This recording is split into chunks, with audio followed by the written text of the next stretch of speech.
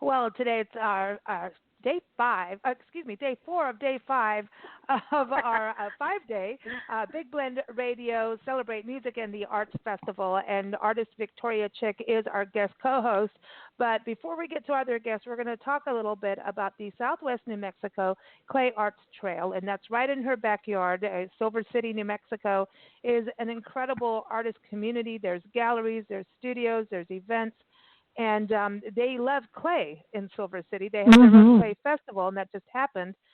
So I encourage you to go to the website clayfestival.com, and that's going to have everything that we want to talk about on today's show. They have a section on there about the Southwest New Mexico Clay Arts Trail, and you can see some of the artists' work and the history of clay in the region, which is really culturally significant. And anyway, so Victoria Chick, she's on our show every month or so talking about art and art history, is here. And go to her website. It's victoriachick.com.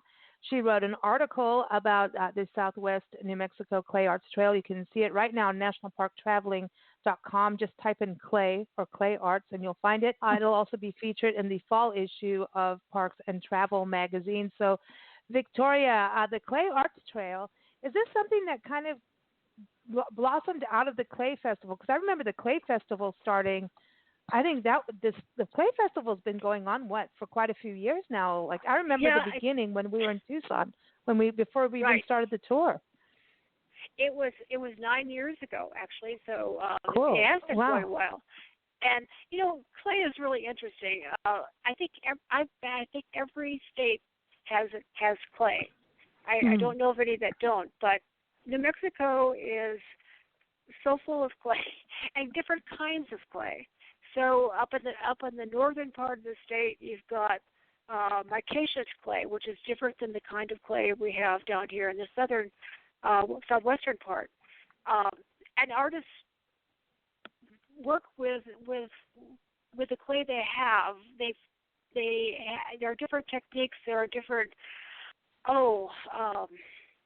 ways of working, styles of working, decorating techniques are different, and so there's a huge variety in the state. And they after the Clay Festival, they started with the idea of expanding, not just a festival, but a clay appreciation way of. Or they came up with a clay trail, and so they would go all year continuously and could enjoy visiting studios. They could enjoy going to the galleries. They could see Clay Factory, where things are produced for commercial purposes. So there was all this clay opportunity, and so they came up with the idea of a trail that would go all the way across the state. That hasn't come to fruition yet, but one part of it is in place, and that is the Southwest New Mexico Clay Arts Trail. And you can start it anywhere, but it goes from approximately from 44 miles north of Silver City, then clear down to the Mexican border. So it's quite long. Oh wow! And there's quite a lot of clay activity going on along it. So Silver City being in the middle of the Clay Arts Trail is a town that is in love with clay and really have events and a lot of clay artists. That seems to be a base, but it's not limited to Silver City because it goes all the way to the border, as I said.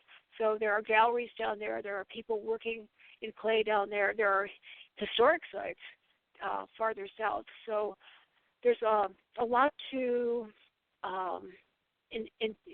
visit, and to appreciate along the trail. Clay. Okay, go ahead, Nancy.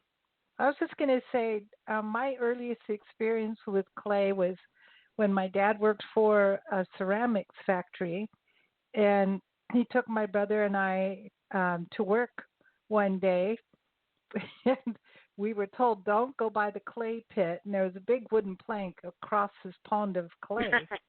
And of course, we decided because it was such a wide wooden plank that we could play Robin Hood on that and have sword fights. And we both ended up in the clay.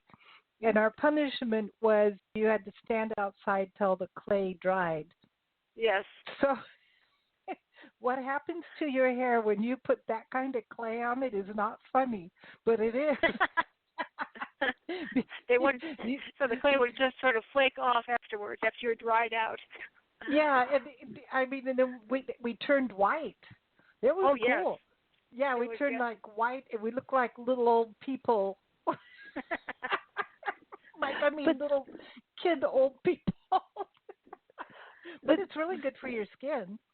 But I've seen the Clay Arts Festival. They talk about that too. About it goes massage, and when you think about the Southwest, you think of spas, and you think about New Mexico that way.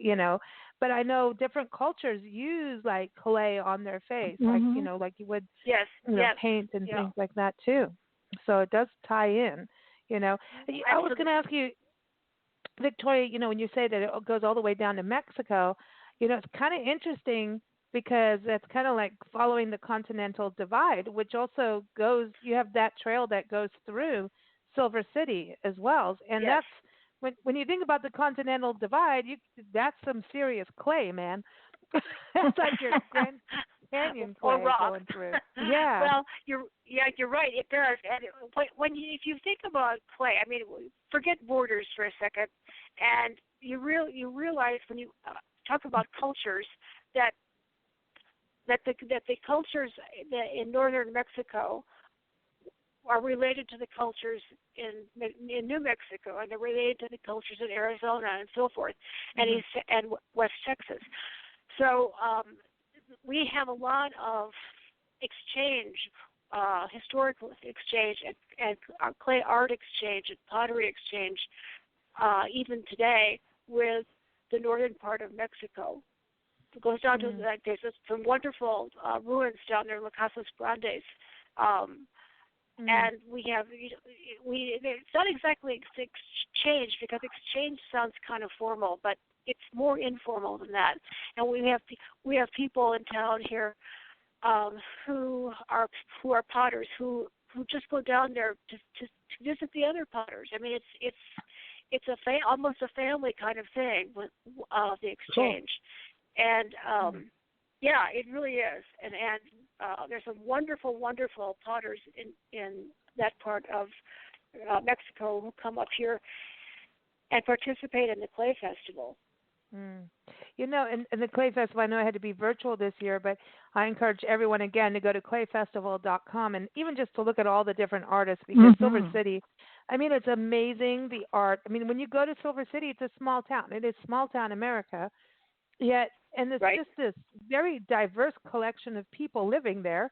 A group, I should say. A collection of people sounds interesting. I'm in art mode. Yeah. But, the diversity of the art, goes with the diversity of the people. And I think that's what's so unique about Silver City. And it's an awesome place. And it's beautiful. You got the Gila Cliff Dwellings National Monument out there, which goes right back to clay, right?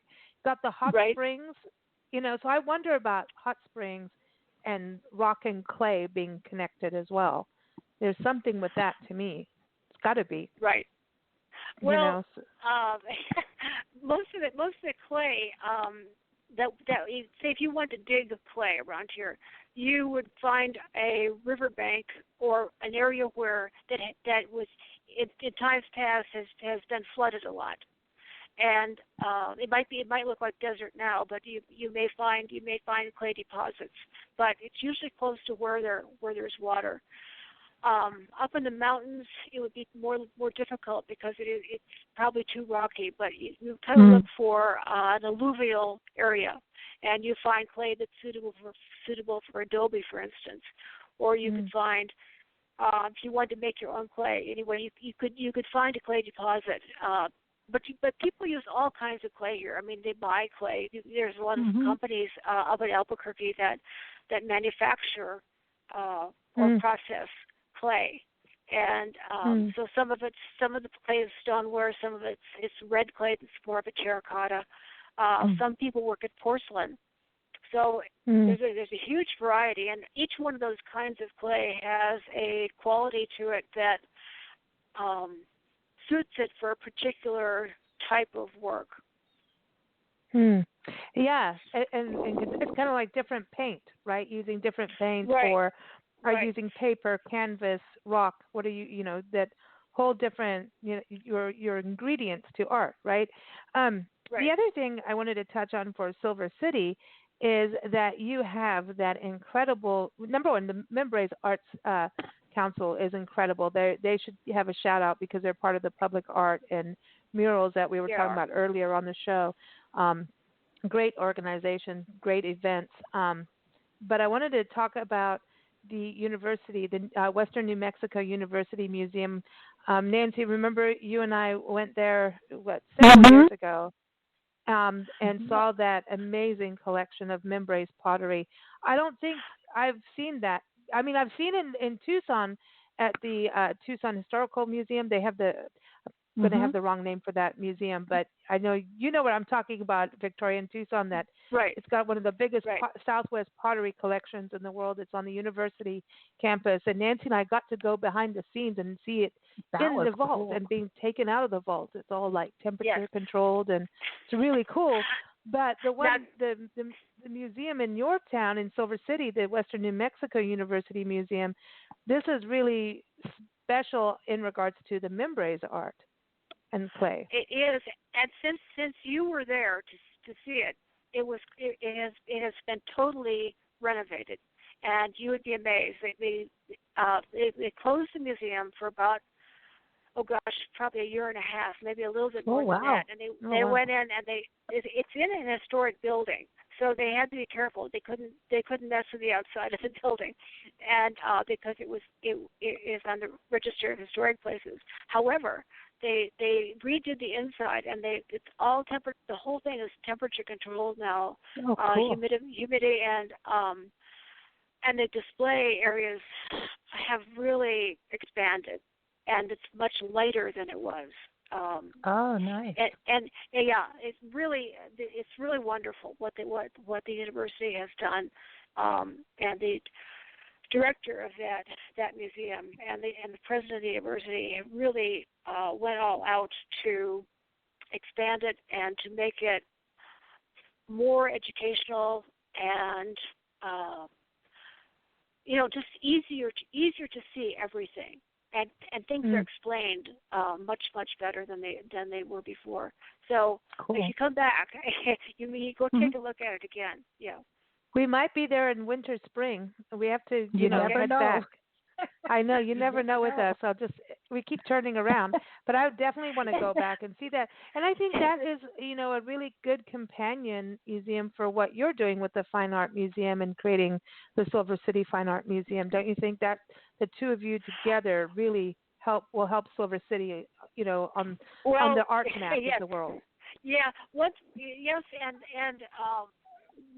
We are going, whereas that's a historical clay area, we will tend to have more contemporary pieces. So there will be a flow, between what was done in the past and what is being done currently. Also, we would not be the only two museums, but there is also a good historical museum, art museum. So that's really great. That's really a great thing for Silver City. Also, Deming also has a museum that's on the Clay Arts Trail, and they have a really good collection. It's kind of gathered. Unfortunately, when people were collecting early in the century and even last century, they weren't going at it with an archaeological perspective. So a lot of times you'll find, a really great pot, but you don't know anything about the context where it was found, or so you admire the pottery, but it's kind of people were so enthusiastic about it, they didn't do any kind of collecting that was organized exactly. So anyway, you have to admire the work just for the work, and but they do have some really nice pottery in the Deming Art Museum. You have to go And then there of course too. there is also the Nan Ranch collection, which is at the University Museum, and the actual site where that was found was an archaeological site, and that is open. The site is not open to the public, but the area, the ranch is open to the public. So that's nice, and you can see the location where these people lived that made the pottery. Oh man, that's amazing! Isn't that where you do your horse ride? Under non-COVID times, your Yes, big horse trail it ride is. from there. It is. Okay. Yeah, it's a great spot. So really beautiful. So you've got galleries, you've got artist studios, you've got events, you've got a national monument, you've got museums, all part of this trail in the area. And so this is another cool way of just exploring an area, is by following these it gives you like a little map of, let's go here and here, have lunch somewhere, go picnic. The one place you mentioned is Shakespeare Ghost Town, and I need my brain jolted on that. I remember you taking us to is Fort Bayard still open? Bayard. I know that. No, what was the question? Yeah, and I'm going to go to Shakespeare Ghost Town, but is Fort Bayard still open to the public? Oh gosh, yes. Oh, good. In fact, it's open more than it was even, and they've put more explanatory like plaques out there, so you can see what was going on. They've got photographs that are burned into the metal plaque, so you can see what it was like where you are standing right now. And the museum at Fort Bayard is open. Cool. Let's see, I think two weekends a month. Oh, cool. We need to go back because I was just thinking of you the other day. It was National Buffalo Soldiers Day, and and that's a huge thing, Fort Bayard's history. But there's also the history of that woman soldier that pretended to be a boy, and she was in Fort Bayard. She was stationed there. Yeah. Kathy. There's a wonderful sculpture of her. Yeah. Oh, we need to go back. See, here we go, sculptures. It's not quite clay, but it's cool. This is why we go in circles. I know, it just keeps happening. But Shakespeare Ghost Town, okay, so I know in Pinos Altos, just outside Silver City, there's the old Opera House, and then there's, the saloon and all that cool stuff there, and I know that was changing hands or something, but... Yeah, it's all in place. Buckhorn Saloon, open and in business, and a great place to visit. We always take our company there. Okay, good, because we don't want to lose any saloons across the country. We can't have that. We cannot have that happen. That's part of history, man. But Shakespeare Ghost Town, I'm trying to where was that? Because it's not near Pinos Altos, right? I'm all twirled around. No, it's farther south. Where Highway 10 comes across the state, and between Lordsburg and the Arizona New Mexico border. Yes, you'll that's see. it. Yeah, right. And it's open. It's operated by one person who owns it. But they open it up to the public. So it is a very interesting spot. Very cool. We haven't done much out there. If you went south to Rodeo, New Mexico, there's art galleries down there that are very good. Cool. You know what I want to do? I want to do West Texas and Silver City together, like Marfa and all of, you know what I mean? And El Paso and, Guadalupe Mountain, Silver City, Las Cruces, and Rodeo. I mean, we've been through there, or Rodeo, Yeah. And if you're in California, it's Rodeo. Rodeo. Well, yeah, because when we were in San Juan Bautista, the lady's like, it's not rodeo, it is rodeo. And Nancy kept getting in trouble. The historian kept looking at Nancy, and I know Nancy was just being a brat, And she's like, it's rodeo. You're going to get your hand slapped. I swear. That one woman was going to totally whack your hand. Yeah, I know. these people have their sensitivities, so you got to be careful. Oh boy. Well, apparently we keep knocking into them, so we're good at it. We're good at it. If you go to Missouri and you go through a town that everybody in Missouri calls Versailles, but it's like Versailles, spelled like Versailles, the Palace of Versailles. So, but it's Versailles in Missouri. Oh, wow. Oh my gosh. I know. That's so funny. I at this point I mess up everyone's names, everyone's town names. I'm just, whatever. I've lived around the world and I don't know what I'm saying anymore. And that's why we drink wine. So we have an excuse. And you can't be expected to know regionally how people pronounce things. I mean, you do the best you can, and and then you always say, "Did I pronounce that right?" And if they'll correct you, you don't think they won't. Yeah, but you've just described half of Big Blend Radio. Have I pronounced this right? But anyway, Victoria, we're going to go to California in a few seconds. But before we go there, we're going to go to Central California, to Exeter. We're going to play a song from Wally Lauder, and it's called Go Gan, but I could say Go Gwyn. Please don't. I just did. Anyway, Go Gan by Wally Lauder, who we met in Silver City, New Mexico, an amazing musician. And, we're talking about art today, so here it is, Go Gan. And then from there, we're going to go to Exeter to talk about the wonderful murals there. Again, everyone, keep up with Victoria. Go to victoriachick.com. And also, her article is up on nationalparktraveling.com. Just type in Southwest New Mexico Clay Arts Trail or type in Clay Arts Trail. It's the only Clay Arts Trail story we have on there. And it will also be featured in the fall issue of Parks and Travel magazine. Again, for the Clay Arts Trail, go to this website, clayfestival.com. Basically, everything about clay that you want to know about in Southwest New Mexico is on that website, especially with their events and everything. So check that out. But here it is, Go Gan from Wally Lauder. Enjoy. And I did say it right. See, I get 10 points. You did.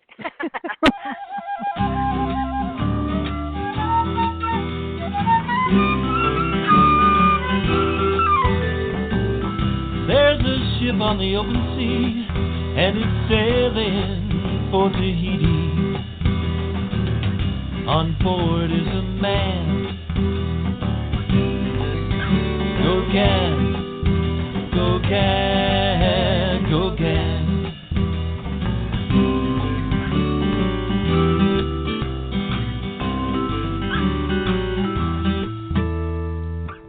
He likes colors expressive. Everything changes perspective, and he's leaving behind his land. Go Gan, go Gan, go Gan. Feel your dead pulse to the food, navigate avec vous. Beaucoup de fois j'ai demandé pareil. Where do we come from? What are we? Where are we going?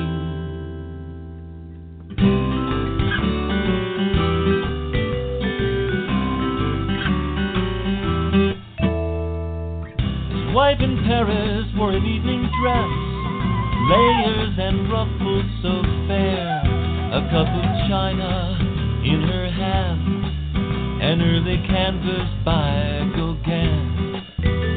Tahitians lay naked on the beach, jet black is their hair, women with mangoes in their hands.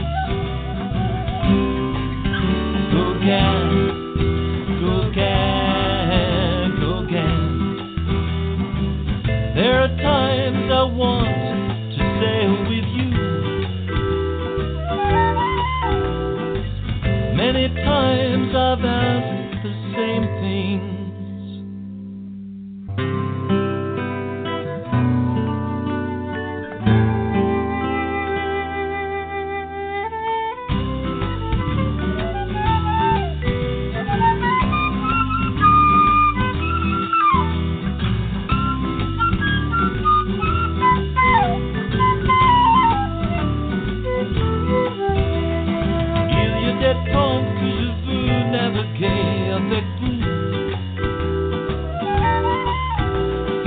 Beaucoup de fois j'ai demandé pareil.